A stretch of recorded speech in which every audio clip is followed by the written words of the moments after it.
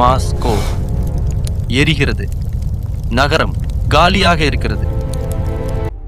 Jar மன்னன் பதில் சொல்லவில்லை. தளபதிகள் சொன்னார்கள், புறப்படுவோம். நெப்போலியன் மறுத்தான். ஏனென்றால் திரும்பி செல்வது என்பது ஒரு தவறை ஒப்புக்கொள்வது. இந்த ஒப்புதல் 3 லட்சம் பேரின் உயிரை விட அவனுக்கு அதிக வலி கொடுத்தது. வியவர்க்க எஞ்ஞான்றும் தன்னை திருவள்ளுவர் எழுதினார். நெப்போலியன் படிக்கவில்லை. அக்டோபர் 19, 35 நாள் கழித்து கடைசியாக புறப்பட்டான். 1,08,000 போனவர்களில் 10,000 திரும்பினார்கள். ரஷ்ய படை அவனை தோற்கடிக்கவில்லை. குளிருமல்ல, அவனே தோற்கடித்துக் கொண்டான்.